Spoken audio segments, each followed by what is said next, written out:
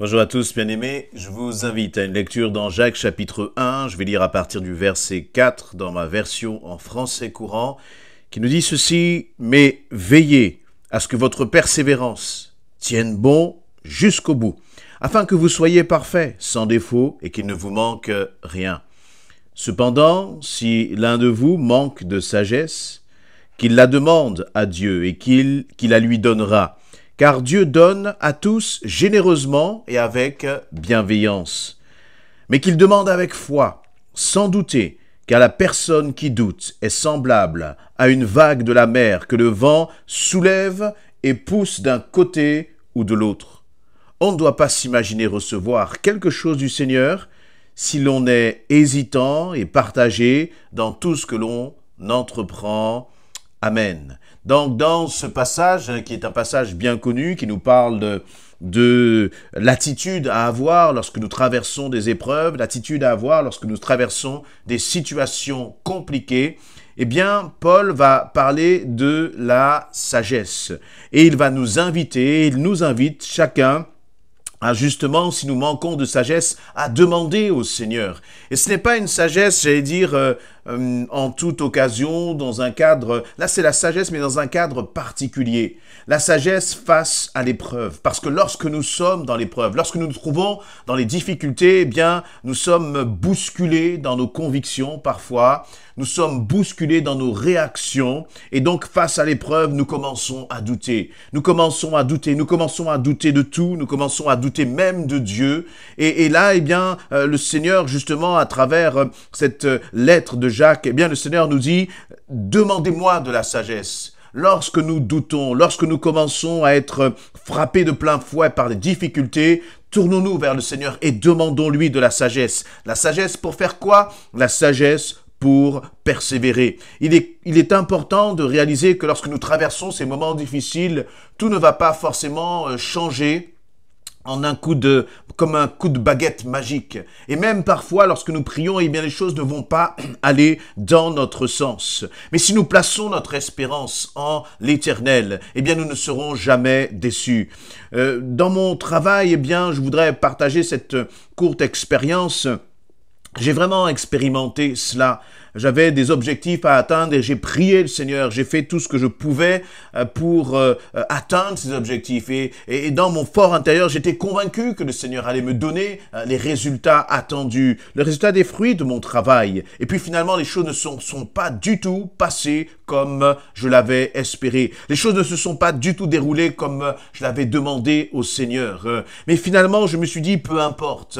Parce que même si Dieu ne me donne pas aujourd'hui, je sais qu'il a des plans encore plus grands, des plans encore plus merveilleux. Et parce que j'ai, dans ce moment-là, placé ma confiance en l'Éternel, eh bien l'Éternel m'a fait du bien. Il ne m'a pas fait du bien en me donnant ce que j'espérais, mais il a fait du bien en apaisant mon cœur. Je place ma confiance en lui. Oui, lorsque tu vas demander, peut-être que tu ne vas pas obtenir tout de suite, mais sois confiant. Et le Seigneur dit, veillez à ce que votre persévérance tienne bon jusqu'au bout. Dans le verset 4, veillez. À quoi est-ce que tu veilles? Parfois, nous avons nos yeux qui sont tellement...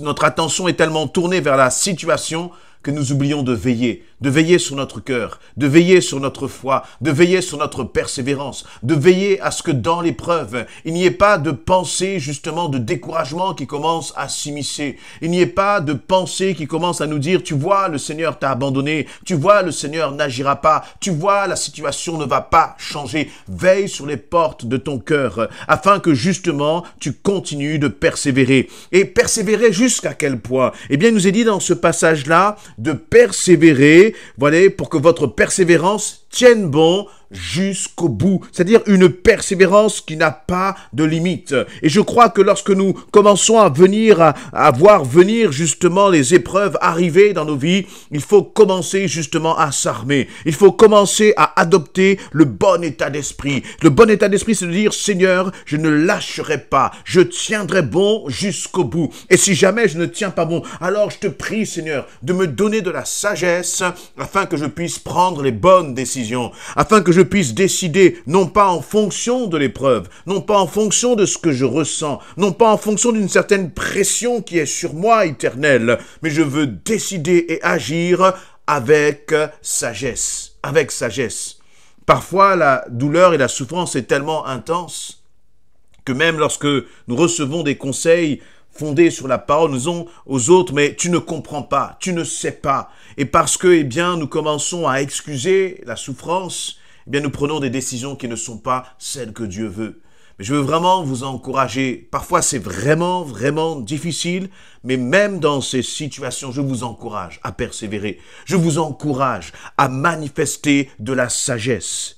Et d'ailleurs, la parole va nous dire dans ce passage, verset 5, cependant, si l'un de vous manque de sagesse, qu'il la demande à Dieu, qu'il la demande à Dieu. Vous voyez, c'est comme si, j'ai l'image là d'un réservoir. Tu as comme un réservoir de sagesse. Le problème, c'est que ce réservoir de sagesse, eh bien, peut tout doucement diminuer avec l'épreuve. Plus l'épreuve est là et plus ta sagesse va diminuer. Parce que tu es attaqué de toutes parts. Parce que ton cœur commence peut-être parfois à paniquer. Et la panique nous empêche justement d'agir avec sagesse. Peut-être parce que face à la souffrance, tu te dis, je n'en peux plus. Et là, ton réservoir de sagesse commence à diminuer. Et là, il y a un encouragement du Seigneur qui dit, eh bien, demande. Il dit que celui qui manque de sagesse, qu'il la demande à Dieu, eh bien, une promesse qui la lui donnera. Dans la situation où tu te trouves, demande de la sagesse au Seigneur.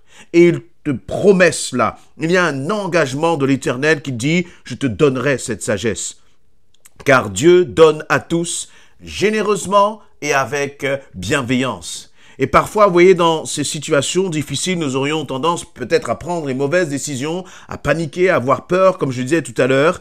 Mais lorsque tu vas demander au Seigneur, le Seigneur ne va pas venir vers toi, avec des reproches, mais il va te donner avec bienveillance. Il va te donner généreusement, généreusement. Et là, il y a ces 2-3 versets sur lesquels je voudrais insister pour terminer, mais qu'il demande avec foi. Il y a une façon de demander. Il y a un mais dans la façon dont nous demandons. Il y a un mais dans notre façon de prier. Il y a un mais dans la façon de nous adresser au Seigneur. Dieu dit, lorsque tu me parles, lorsque tu t'adresses à moi, je te demande de le faire avec foi. Je te demande de le faire avec assurance. Lorsque tu pries ton Seigneur, est-ce que tu le pries avec foi? C'est-à-dire en ayant cette assurance que tu vas recevoir avant même d'avoir demandé? Est-ce que tu crois que lorsque tu as fini de prier, lorsque tu as fini de partager, de parler avec ton Seigneur, est-ce que tu crois réellement que tu as reçu ce que tu lui as demandé?